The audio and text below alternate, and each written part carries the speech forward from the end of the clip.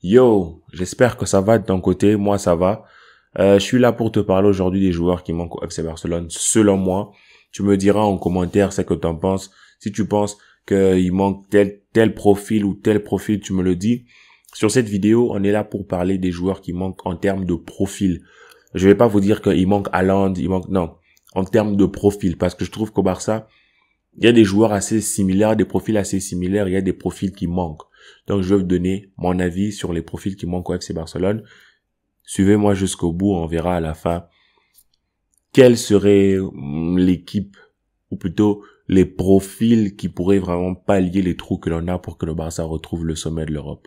Générique.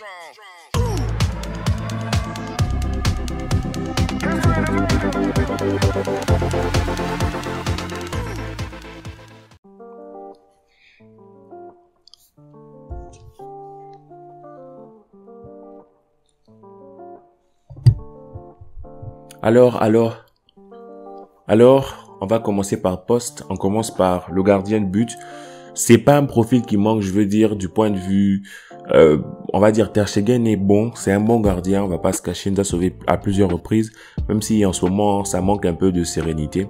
Ce serait bon que le gardien retrouve cette sérénité-là qui l'a caractérisé. Il pouvait nous sortir des masterclass, il pouvait nous empêcher de perdre certains matchs. Maintenant, on sent un Ter Stegen, on manque de confiance, mais je me dis qu'avec le temps, ça va revenir parce que la confiance vient avec les victoires.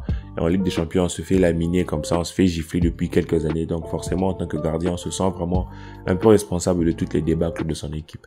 Donc j'aimerais que Ter Stegen revienne, mais pour moi, Ter Stegen, c'est un gardien qui doit rester.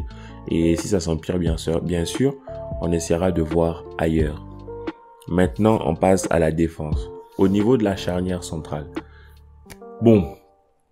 Moi, personnellement, j'aimerais bien que Araujo soit titulaire dans cette charnière, mais pas avec un joueur comme Eric Garcia.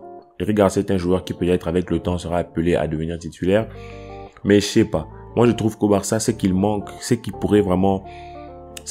à ce Barça-là à côté de Araujo, c'est un défenseur solide, mais qui est aussi très rapide, parce que je trouve que Araujo est rapide, oui, mais ce que je veux dire dans la rapidité, c'est dans les appuis, en fait, quand il sera face à un attaquant, quand cet attaquant changera de direction, quand cet attaquant fera un mouvement, on n'a pas ce défenseur-là qui est suffisamment rapide dans ses appuis, dans ses changements de direction pour aller suivre le mouvement de l'attaquant adverse. Donc moi, c'est ce genre de défenseur-là que je trouve qu'il nous manque parce que sur la plupart des buts que l'on concède, en tout cas cette saison, c'est sur des actions où nos défenseurs se retournent trop lentement ou sur quelques appuis, l'attaquant adverse a déjà une grande marge de manœuvre pour marquer, vous voyez. Donc il nous faut vraiment ce type de défenseur-là, assez rapide dans son mouvement de corps. C'est pour ça, moi, je sais pas trop, prendre De Ligt, ce serait super, mais Araujo, De Ligt, c'est très solide physiquement, c'est dur sur l'homme, mais faudrait vraiment... Je trouve qu'en termes de vitesse dans la gestion de l'adversaire, si l'adversaire vient en 1 contre 1 pour un changement de direction, je trouve ça assez lent. Je ne sais pas. Ceux qui suivent De Ligt à la Juventus, dites-moi ce que vous en pensez. Dites-moi s'il est assez rapide pour revenir compenser notre défense centrale.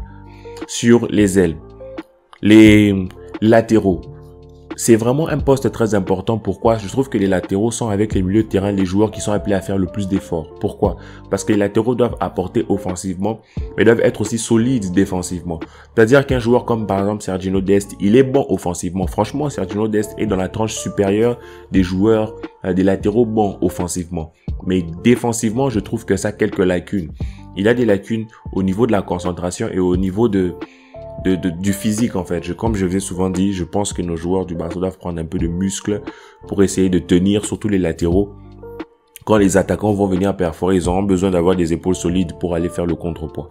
Et moi, je me dis, un joueur comme Jordan, il est très bon offensivement, mais vous voyez, défensivement, quand on a des grosses équipes en face, il prend l'eau. Donc, il nous manque vraiment ce type de latéral-là qui pourrait être un peu comme Daniel Alves. Très bon devant, mais derrière aussi excellent, qui peut faire les tacles justes, les répliques qu'il faut et tout. C'est vraiment ce type de latéraux-là qui nous manque.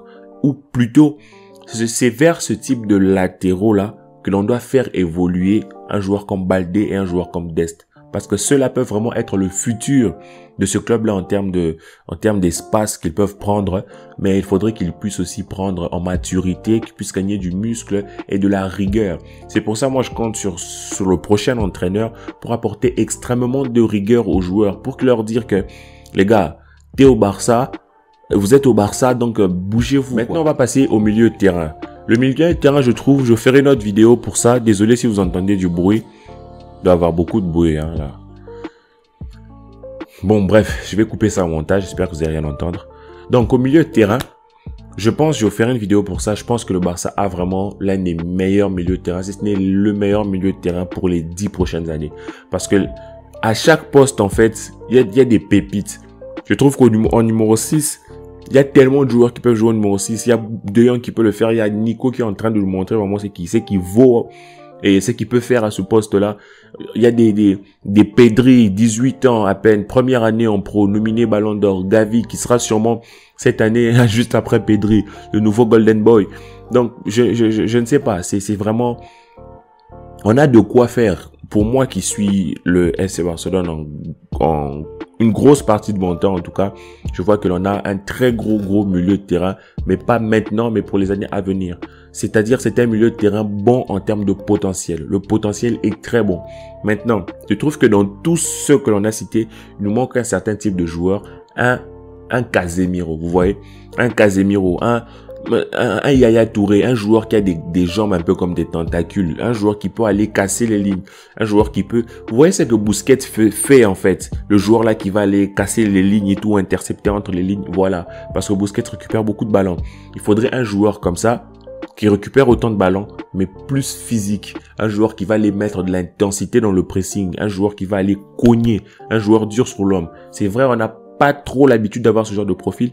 Dans le football moderne, quand vous voulez mettre du pressing, si vous avez un joueur comme ça à la Casemiro qui peut vraiment aller découper sans faire de faute, bien sûr, les joueurs adverses, aller mettre de la pression, ça permet à ce que de l'autre côté, la maîtrise, la technicité dans le pied est plus friable et plus manipulable. On peut plus facilement défendre contre une équipe qui a le ballon, contre une équipe comme Manchester City par exemple. Si vous avez un joueur, un 6, pas forcément un 6, mais un milieu de terrain qui va aller apporter une forme physique, une forme d'agressivité dans le milieu de terrain. Et je trouve que c'est ça qui nous manque parce que Pedri, c'est bien gentil, ils font des pressings, De Jong, tout ça, mais je trouve qu'on manque un peu ce joueur méchant là, hein? L'image méchante là, l'image d'un joueur méchant qui va aller vraiment aller titiller l'adversaire. Parce que c'est très important dans un pressing, dans un contre-pressing, à la perte de balle, ce joueur qui va aller au contact. On a besoin de ce genre de joueur au milieu de terrain. Maintenant, si on doit passer à l'attaque. À l'attaque, comme vous le savez, moi je pense qu'on a besoin d'un neuf, d'un vrai neuf. Certes, Guardiola gagne avec Messi faux neuf. On est content, c'est une bonne chose. Mais Messi est un joueur extraordinaire. Il n'y en aura pas avant très longtemps. Donc, on peut pas se dire que, regardez ce que Guardiola fait. Il fait jouer aussi des fois Manchester City avec un faux neuf. Guardiola, c'est un coach extraordinaire. Mais moi, je pense que pour ce Barça-là, et quand certaines personnes, quand vous suivez Guardiola, je sais pas si vous avez l'impression qu'il manque un peu ce point d'appui-là, ce repère-là en attaque. Et je pense qu'on a besoin d'un vrai numéro 9 qui pourra jouer aussi face au jeu, dos au but en fait, pour pouvoir être justement la tour de contrôle, la tour d'orientation. Il n'a pas besoin d'être super géant. Regardez Suarez. Suarez n'était pas forcément très géant, n'était pas très élancé, mais il pouvait gérer tout ce qui se passe tout autour. Et son jeu sans ballon, son positionnement, sa manière de tourner autour des défenseurs adverses, c'était extraordinaire. Quand tu lui donnes le ballon, il savait le temporiser, le contrôler. On a besoin d'un joueur comme ça, qui peut être un point d'appui pour les attaquants, parce que on l'a vu avec Messi revenait souvent, passe à Suarez qui le remettait, il a fait même la même avec Mbappé. Donc on a vraiment besoin de ce joueur-là qui pourra avoir ce poste-là, mais qui va pas forcément être lent comme lui Suarez. Ça sera plutôt un joueur qui peut être rapide, qui peut vraiment demander le ballon dans l'espace, c'est très compliqué les caractéristiques que je donne, mais par exemple, un joueur comme Harry Kane remplit vraiment ses caractéristiques, un joueur comme Haaland vraiment remplit ses caractéristiques, un joueur comme Lewandowski aussi, même si c'est pas vraiment un joueur qui prend la profondeur, donc qui peut s'aimer le défenseur sur 20 mètres, comme Mbappé le fait par exemple, mais c'est ce type de profil-là qu'il nous manque. Et ensuite, sur les ailes, il faut avoir des ailiers purs qui collent la ligne. Parce que quand tu colles la ligne, tu étires la défense. Parce que les défenseurs ne peuvent pas te laisser comme ça. Si tu as le ballon, tu vas les tuer. Quand tu colles la ligne, tu étires la défense. C'est-à-dire, s'ils ont une défense à 4, en étirant la ligne déjà, il ne reste plus qu'à 2. Et si tu as des milieux de terrain qui se projettent un peu à la De Jong ou à la Nico, ben, tu te retrouves avec un surnombre en attaque. Parce que les deux sont obligés de gérer l'attaquant, le numéro 9. Quand on est à 4 comme ça, ils sont à 4 resserrés. Quand on prend les ailes, il n'y a plus que 2 qui restent là au milieu. Ils sont obligés de gérer le numéro 9. Une fois qu'ils gèrent le numéro 9, le milieu de terrain qui a le ballon, il a le champ libre, il avance. Et une fois qu'il avance, dès que les autres milieux de terrain se projettent, dès que les latéraux se projettent pour aller provoquer les 2 autres qui sont excentrés, les 2 autres défenseurs qui sont excentrés, ça crée quoi? Un surnombre et un déséquilibre. Il y a énormément de trucs qui se créent. Et des joueurs comme De Jong qui peuvent se glisser en fait entre le gardien et la défense. Ce genre de joueur sera très important parce que on a vraiment des joueurs qui sont capables de libérer des caviars. Le pied de Pedri est juste magique. Et le pied de Gavi aussi, tout ça. Donc, si on a un système de jeu pareil, limite, les attaquants marquent, mais pas que. Parce que les milieux de terrain profitent de l'étendue que peuvent donner les autres attaquants. Vous comprenez? Donc, c'est comme ça que moi, je vois le Barça. Quand je suis les matchs du Barça, je trouve que c'est dans ces zones-là que l'on n'est pas assez bon, en fait. On va pas parler d'animation de jeu maintenant. On va pas parler de modification, de dédoublement, tout ça. C'est pour notre vidéo. Je vous parle juste des profils qui manquent et de ce que l'on pourrait faire si on avait tous ces profils dans cette équipe-là. Alors, dis-moi en commentaire ce que tu penses de ma vidéo. Dis-moi en commentaire ce que tu penses de ce que moi je pense. Sinon, suis-moi sur les réseaux Instagram, Twitter. Je suis là, je t'attends. On discute, j'attends ton message. Ouais, c'est ton message que j'attends. Ciao la famille, Visca Barça.